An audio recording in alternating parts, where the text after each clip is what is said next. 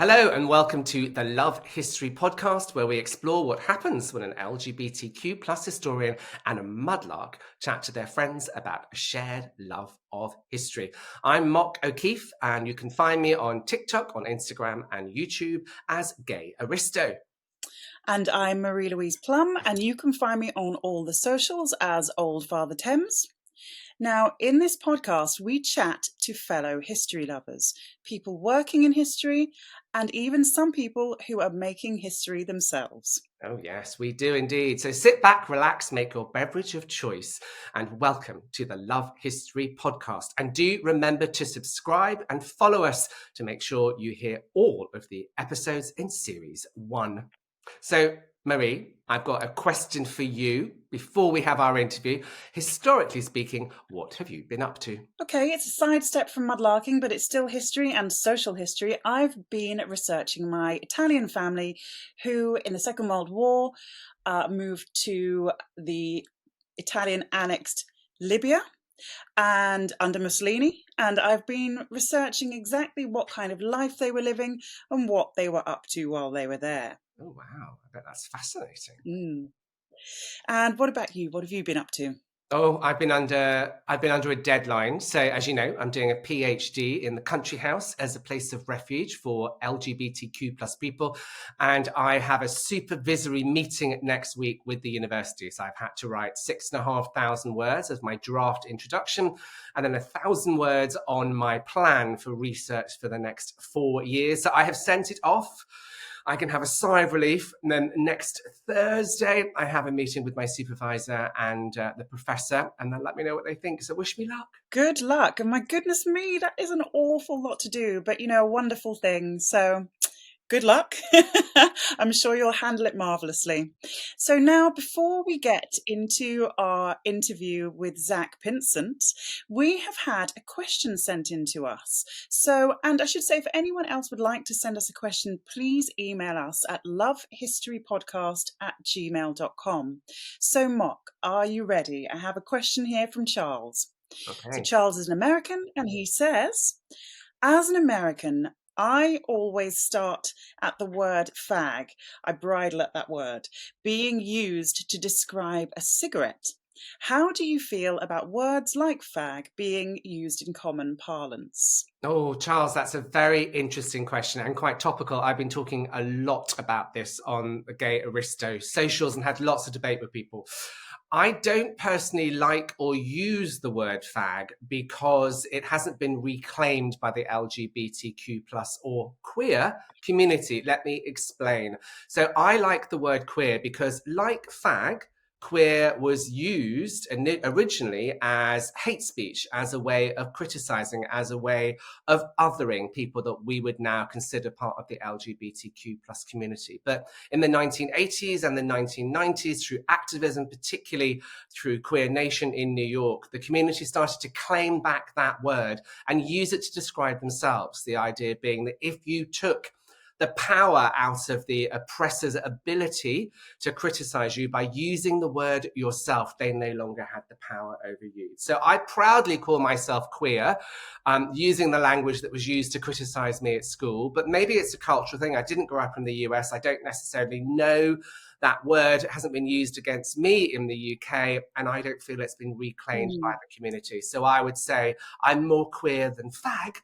But thank you very much for the question. Thanks, Charles. Anyway, enough about me and my queerness. We have a very exciting show for you today. So we sat down with Zack Pinsent, who is, gosh, what is he? He's a social media phenomena, absolutely all over socials, YouTube, TikTok, Instagram.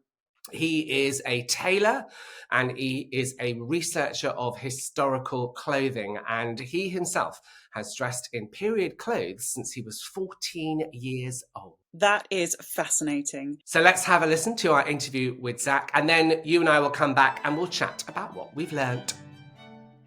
So hello, Zack. Very nice to see you today. Hello there. How are you? But now, for those maybe one or two people left on the planet, particularly on social media, who don't know who you are at Pinsent Tailoring. Do you want to just introduce yourself and explain what is unique about you? Well, my name is Zack Pinsent. On social media, I'm Pinsent Tailoring.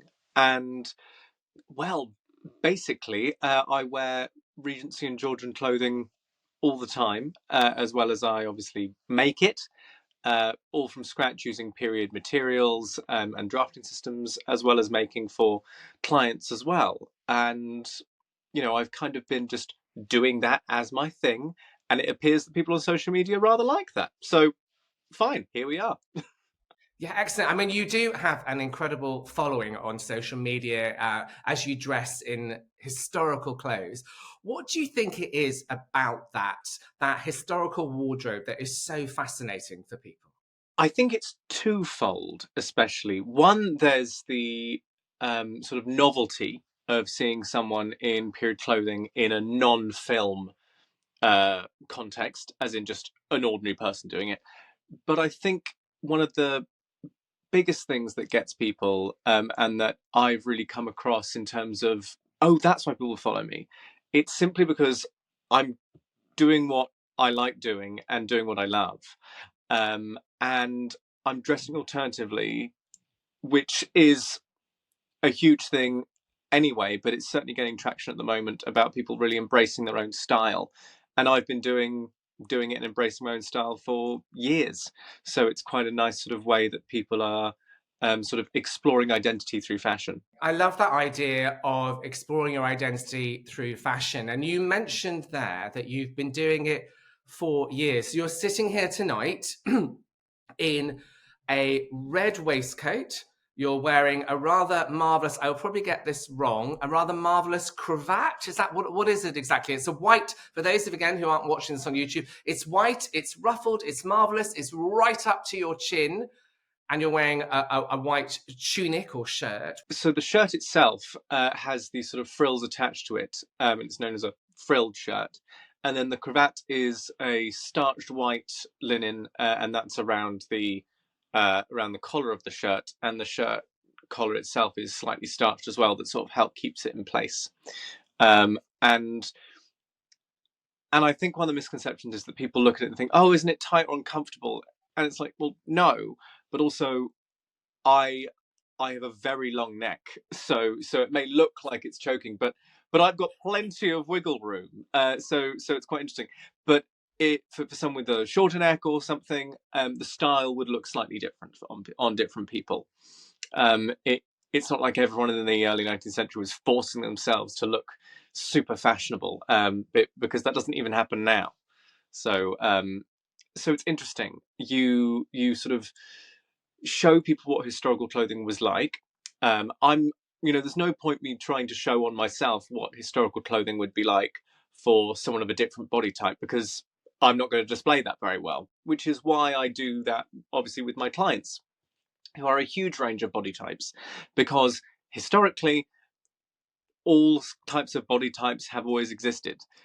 So people say, oh, that outfit, I don't really have the figure for it. It's like, yes, you do. Just slightly different style here or there. It's like with modern suits and things. There are particular cuts and drapes which work for different people. You wouldn't be able to put, a modern gym-going guy into a slim-fit Italian three-piece suit. So things are made for different people. And after all, the clothes should fit you. You shouldn't try and fit the clothes. That's so interesting because you kind of use what you've got and work with it in the modern day, don't you? You sort of conscious of what you're wearing, you work to your strengths, don't you? And it's so interesting that 200-300 years ago people were doing the same thing. Oh, completely.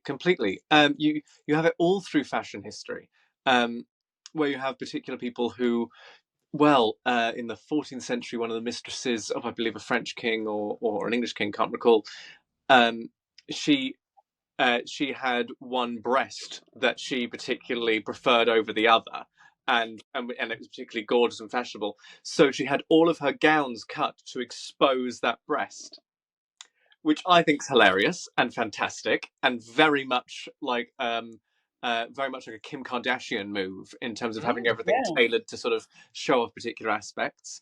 And clothing has always worked in that way, as in you've got what nature has given you, and then if the fashion is for like a larger sleeves or a smaller waist or something, then you work around that. But really, fashion overall, it doesn't exclude people. People exclude people. Fashion doesn't, which is quite interesting when you then think of things historically, because of course a lot of the things that survive are quite small. And the reason for that is, one, it's museum bias. Museums didn't want to buy up all the larger stuff because then they'd have to get different mannequins for things and all of that. So these things languished and weren't saved. But also, if a garment is of a larger size, you can use the material for something else. So things can be chopped up and used for various different things. And a smaller gown, there isn't the same amount of material to necessarily be used for a different fashion. But also, there's that thing, especially with women's wear, where you will save your wedding dress, your debutante dress. It's for best. It's my special one. I'll just keep it, and it sort of becomes a memory piece as opposed to anything you might necessarily wear again. But then again, that does depend on class, because of course the lower middle class and lower classes and everything, they'd wear things until they fell apart. The things that survive are the fancy ball gowns and things like that, or things that have just slipped through the net of time, effectively. So you're talking about you then with your swan-like neck, all relaxed, and you're telling me that is your Friday night tracksuit look. How on earth did you go from, I'm assuming at one point, wearing regular modern clothes to dressing in period dress? I mean, I think it's Georgian what you're wearing now, on a Friday night. What was the transition? How did it start? When you think about it, every kid loves dressing up. And my parents just never really told me to stop. Now, I went through a period at school of kind of going, oh, I can't do that. And there was the whole school uniform thing as well. So I did what I could. But then I'd always loved dressing up all the time as much as I could. But, it did become difficult. And it's that thing of, there were some vintage pieces. I tried to sort of find things, but it was hard to find my sort of hook. I'd wear sort of interesting sort of very early on sort of steampunk type stuff, but I wasn't really in love with it. It was just what was available. And then when I was 14, we were moving house, and I found my great-grandfather's three-piece suits in the loft, and they perfect condition, and they fitted me like a glove. So I was like, excellent, I've got my base, which was like a pair of trousers, a couple of waistcoats, and a couple of jackets. And they fitted me perfectly. And I was like, okay, great. So then I could go to charity shops, find a waistcoat, add that to that, and change the jackets around. So all of a sudden I was building, in effect, a capsule wardrobe. And then through buying more vintage, I then got an idea of shape and style, as well as what I liked and didn't like. But also I had to repair things. So a button would fall off, or I'd have to repair a lining. And then my favorite waistcoat was just threadbare at that point, after having patched it and sewn it, with no instructions, doing it all sort of by myself. And what I did was I just drew around it and tried to recreate it. It was awful, horrendous. But the first of many, many things will never be good.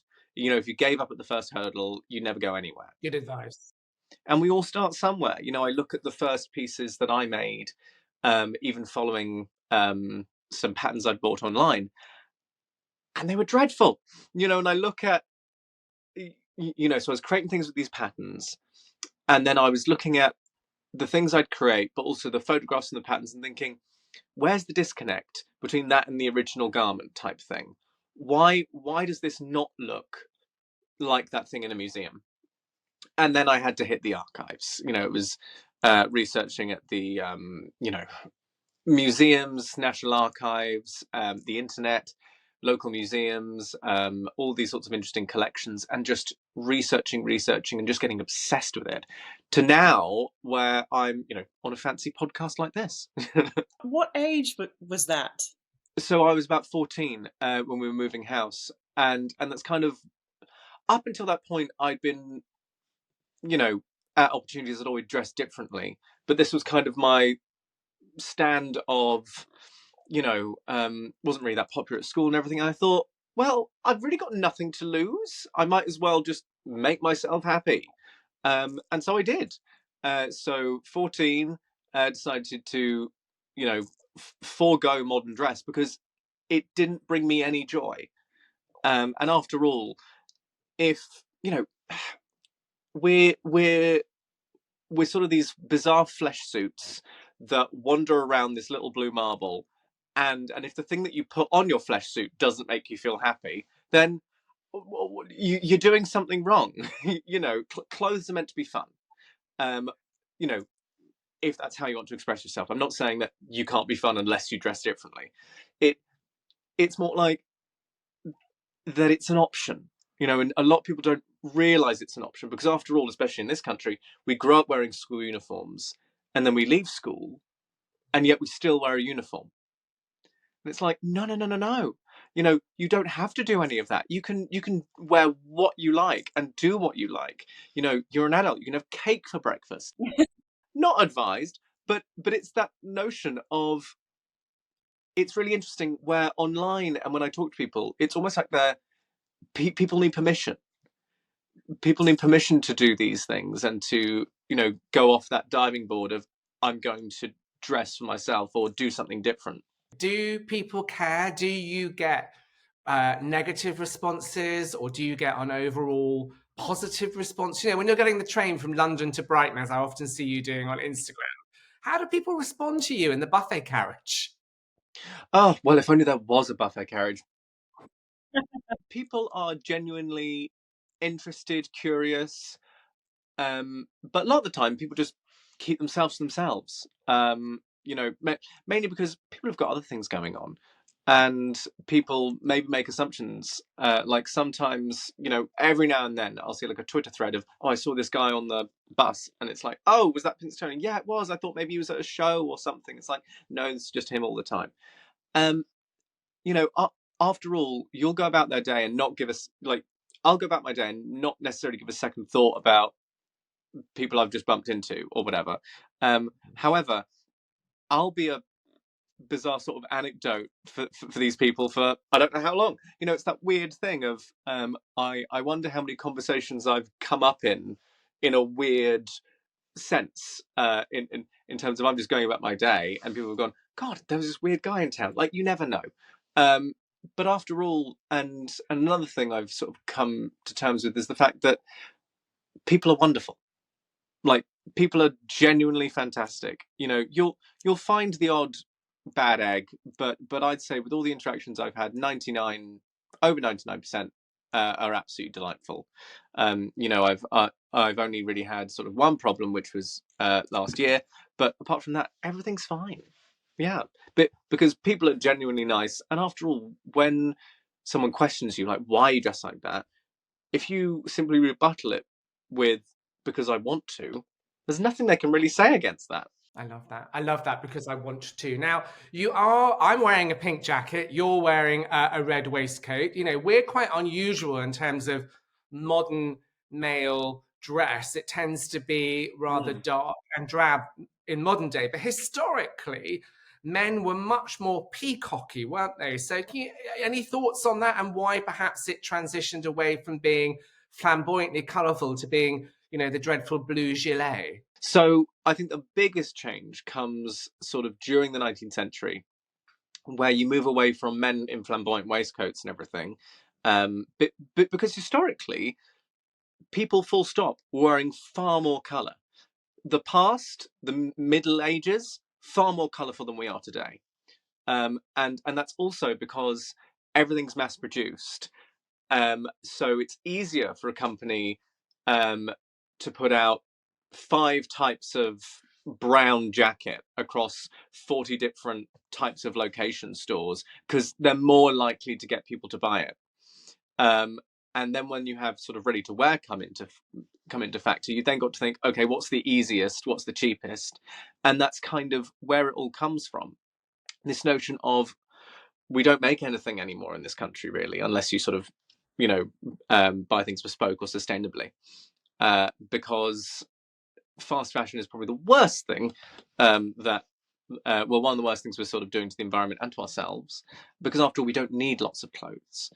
But it does mean that the vocabulary with which we are able to express ourselves in forms of clothing is reduced, because it's, you and then you do have the ones that outline there are places with pink suits and things like that, but look at how many of those they're actually making. And then there's the whole thing around toxic masculinity, where if you wear any kind of color, you're not a man or you're gay, because that's a bad thing. And it's all this notion of what, rather than you have the American founding fathers. George Washington had several bright pink silk suits. You have Abraham Lincoln with his colourful waistcoats. You have all these macho men of the past that are sort of venerated as these great people, where dressing for style was just that, of I've got style. It was conspicuous consumption. It was, look at all the money I've got, but look how stylish I am.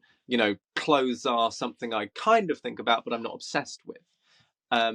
And then you have that continuing on. I think the last hurrah for men really was probably the 60s and 70s, where you had some just fun fashiony pieces, and then you have the deconstructed suit, which you can have made in China in half a day totally by a machine.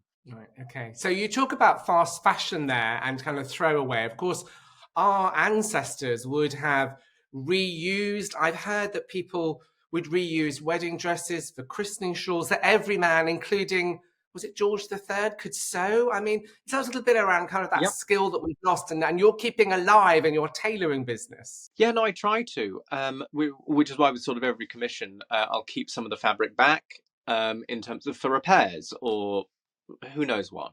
But that's common practice in the bespoke world anyway. And you look, for example, at King Charles, where he has Barber jackets and things which are mainly patch now, effectively. And then he's got overcoats with patches on, or things that have been redone or recut. And that's the thing. Buy once, buy well, effectively. And if you're going to pay lots of money for something, make it worth it. That, if it's not something you love, don't bother buying it. Don't just buy it because, it was a £5. Because how is that a £5? Once you take down the material cost, the transport cost, because it's traveled internationally at least 3 times from production, from where the fiber came from, to then production, to then sewing it, to then to you, the carbon footprint of a white cotton t-shirt is horrendous. You mentioned King Charles there. I know there was a bit of a hoo-ha last year when he had a hole in one of his socks. But what are your thoughts on our king's sartorial fashion, his choices? I think he isn't given enough credit. There's always a lot of talk about all the women in the royal family and what they're doing, or women full stop. I'm thinking, we're not paying any attention to the guys, which is kind of something as a society we don't do. But it's fascinating, because if Catherine Middleton would wear any repeat dress, it'd be like, oh, she's wearing the same thing, and they'd be like, da da da da. It's like, well, let's look at everyone else. Why are they wearing the same thing? And I think, let's normalize wearing the same thing. We don't have to constantly be changing things up. And that's something that you can do personally. You can then build in your own style then, if you wear key pieces. And that's something which the king does very well.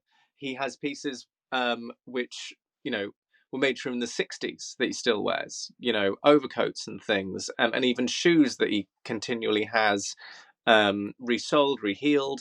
And overall, when you look at it as a cost per wear basis, it's pennies at this point. Pennies. Because if you think back in the 60s, he might have paid, gosh, I don't know, but say he paid £800, for example, for an overcoat.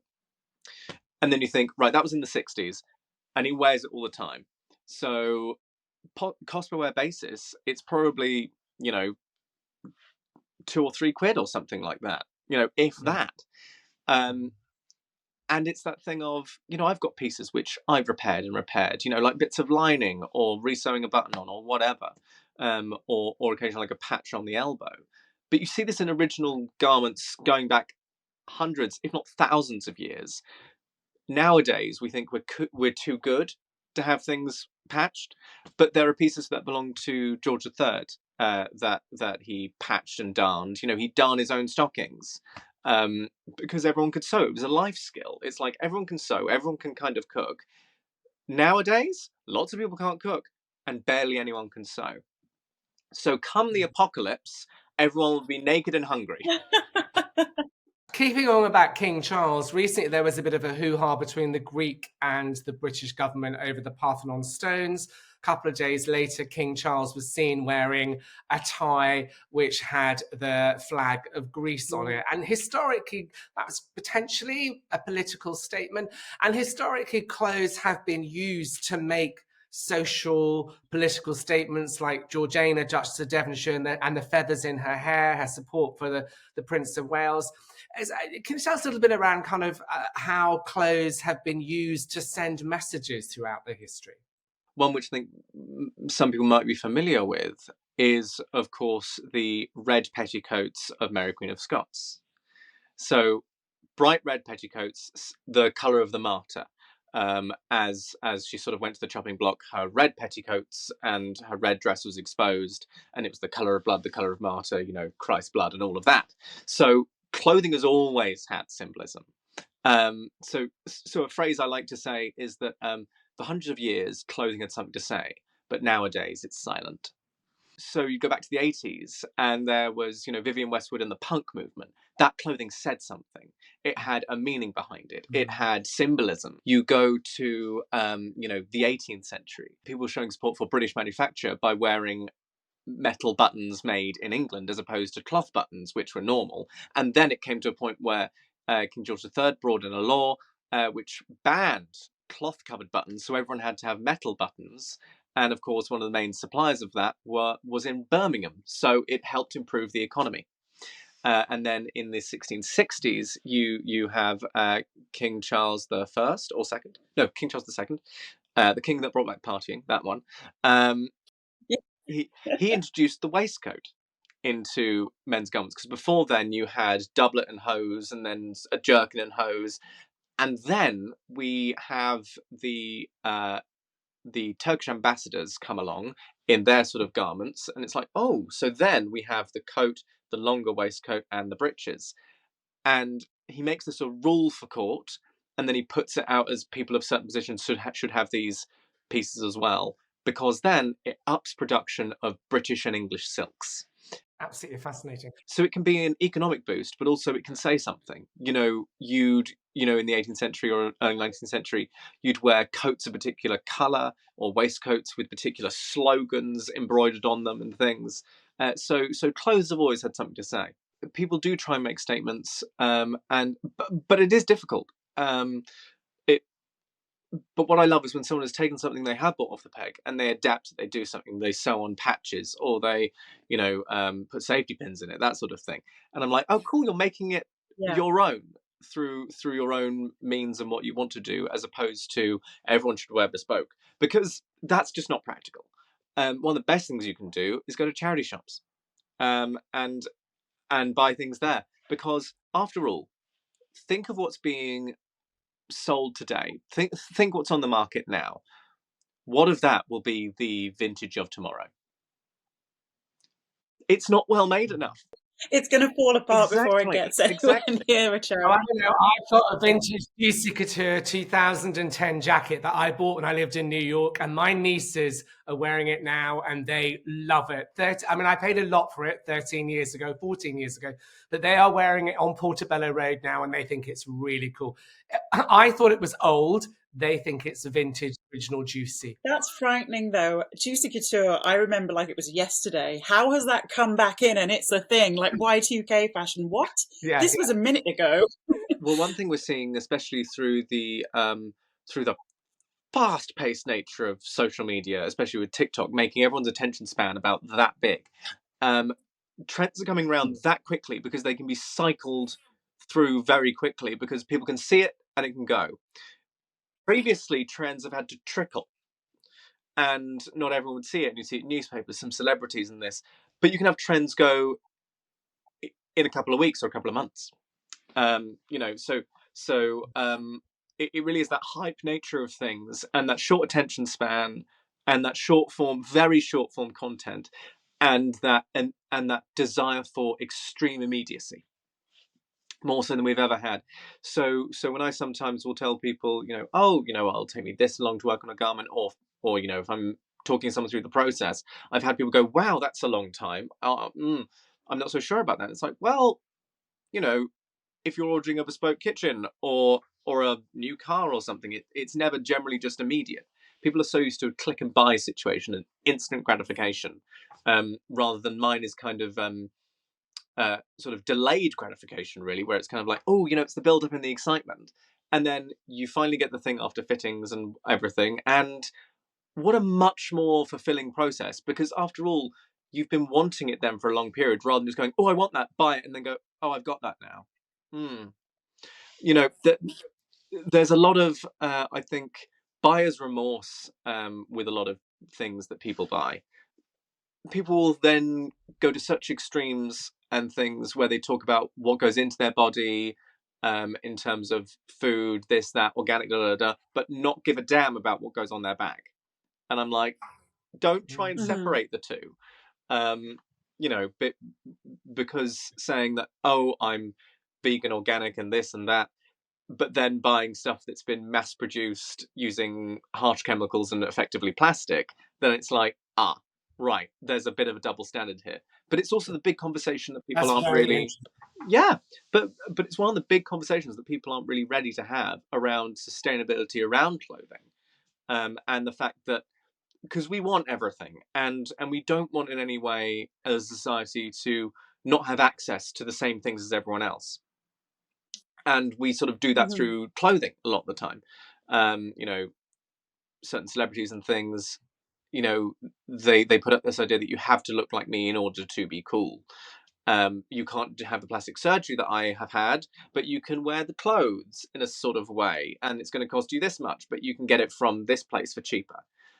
Fashion has always trickled down, but it's the fact that people are so far removed from the manufacturing process that they have no concept whatsoever about how something might be made, or the material cost of something, or the fact that a lot of the time their clothes are effectively being made by people under slave labor. Now listen, our time together is drawing to a close. I know we could go on for hours talking, and it's been great to talk to you, but others may want to talk to you. Of course, they can follow you on TikTok, on YouTube, and on Instagram, but they may have a chance to meet you in Brighton at some point in the future. Do you want to talk a little bit about maybe the ball? So I've organised, I'm still organising, a Regency ball at Brighton Pavilion in May this year. So that's all sold out and whatnot, and it's going really, really well. Very, very excited for it, and hopefully it'll then springboard me to doing other things. But also, I want the place to sort of really come alive. And if you've never been to the Royal Pavilion, I highly suggest you go, because it is a unique building. There is nowhere like it in the world. It is a shock to the senses, and it really is phenomenal. It's so hard to describe because it is so bizarre, but fantastic, and just incredibly outrageous and quite camp. A lovely way in LGBTQ plus History Month, ending with camp. Thank you so much for chatting to us about your love of period clothing, your views on fast fashion, which are absolutely fascinating, and the whole idea of, thinking about what you wear and what you eat holistically. The concept also of just exploring your identity through fashion and being perhaps a little bit more colourful, being brave enough. Thank you so much, Zack. Just remind everyone, they want to find you on Instagram, TikTok or YouTube. Where should they go? Basically, just type in Pinsent tailoring and you'll find me. Well, thank you so much. We'll see you again, hopefully, one day. Not at all. See you soon. Oh, that was fun, wasn't it? What a fantastic guest. I learned so much. His view of history and period clothing and then relating it to fast fashion today and that whole idea of, you know, what you eat and what you wear being connected. I was hooked. Yeah, me too. I could have gone on speaking to him for hours, literally. It was, yeah. Great mind he's got. Oh, nice. He's so nice. Yeah. I mean, I cannot stress enough. You know, when I was a little, you know, when the Gayhistory on Instagram and TikTok was really tiny, and I reached out to Zack on Pinsent_tailoring, and he came straight back and was really supportive. And you can see that in the interview. He's just lovely and supportive and really kind and thoughtful. Yeah, lovely, warm guy. I wholeheartedly agree. We need to start a little fan club.